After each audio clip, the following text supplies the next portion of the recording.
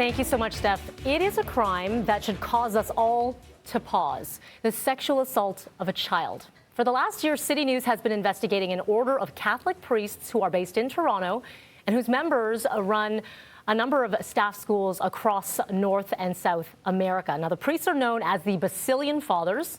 They have been in Canada for over a century, and in that time, educating tens of thousands of children.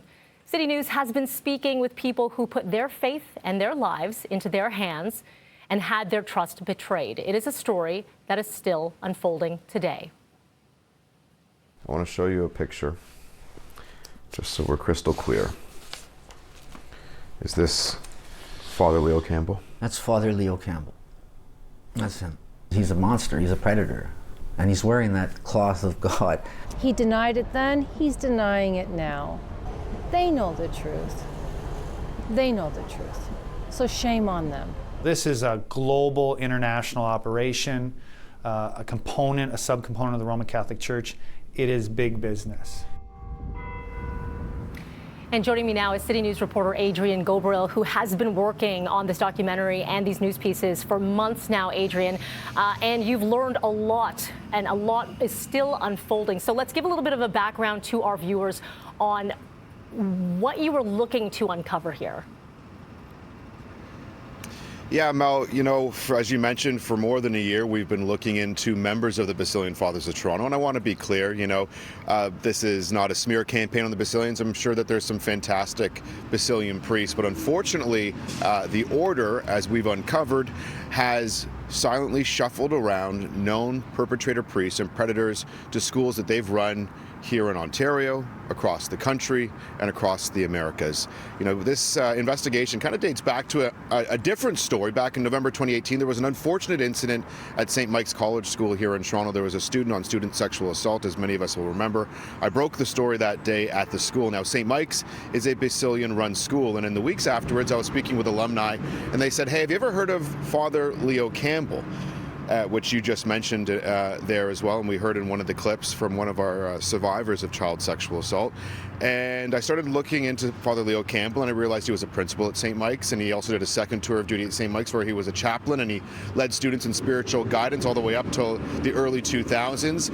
And what we learned was that there was multiple allegations against Father Campbell. And then we started to peel back the layers of the onion more, and we discovered secret documents that were supposed to be destroyed, that the Basilians have access to, that show that Father Campbell admitted to sexually assaulting young boys on multiple occasions. And then we learned that there wasn't just Father Campbell, that there was more priests and more priests and more priests. And we've uncovered thus far about 14 Basilian priests who have either been accused or convicted of child sexual assault. It's obviously a really difficult uncomfortable conversation, the one that we feel is really, really important to have. As you mentioned, we have a news series which is beginning tonight, and over the next 8 days, we're going to hear from 5 people who say that they were sexually assaulted as children by members of the Basilian Fathers. Adrian, has the Basilian responded at all to these accusations? So we've reached out to them multiple times. There's the point person for the Basilian Fathers is a man named Father David Katalski. He is the media contact. He's also the individual who people who believe they were sexually assaulted are supposed to reach out to. We reached out to Father Katalski on multiple occasions. He never returned our email. However, the Basilian's lawyer did return our email.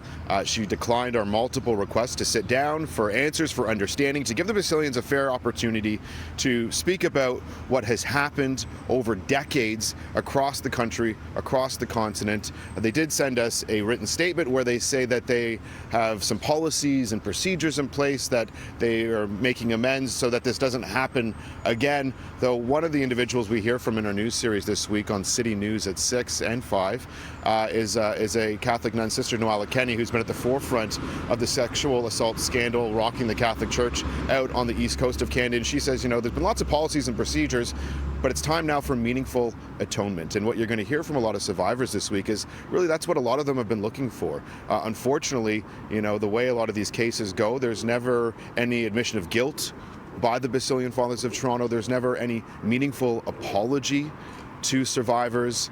And it's some of the stuff that we've uncovered from the secret documents, from the people that we've heard, some of the twists and the turns in the story. You know, one of the priests that we look into, you know, he suddenly dies 3 days after a report is finally filed on him.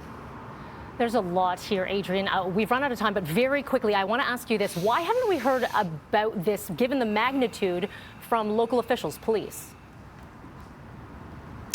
Yeah, you know, it's kind of the very nature of these cases, unfortunately, Mel, is that, you know, when someone is sexually assaulted, especially by their priest as a child, they believe that they were the ones who did something wrong, and they live in silence for decades and decades. And by the time they ever have the strength to come forward, tell a loved one, go get help, contact police, contact the Basilians, well, a lot of these times these priests are old, and the very nature of the cases, a lot of them get settled out of court. And with these settlements out of court comes a gag order, and they can't talk about them.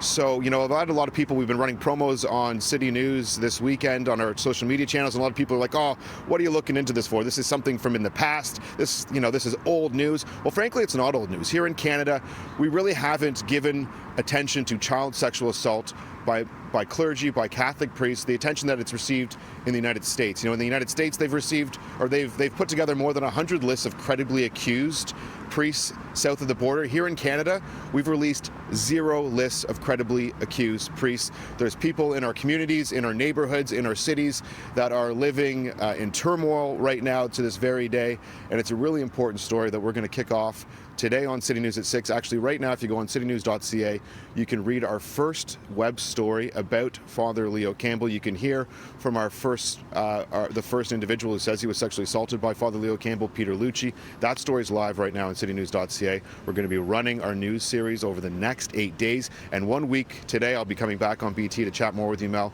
We have a 1-hour documentary special which will be airing on City TV at 10 p.m. Tuesday, October 20th, titled Unrepentant, and we look forward to speaking with you more about that in the days ahead, Mel. Okay, Adrian, thank you so much for joining us. And again, that is all online, and also you can catch Adrian tonight. Appreciate your time in this investigation. Thank you.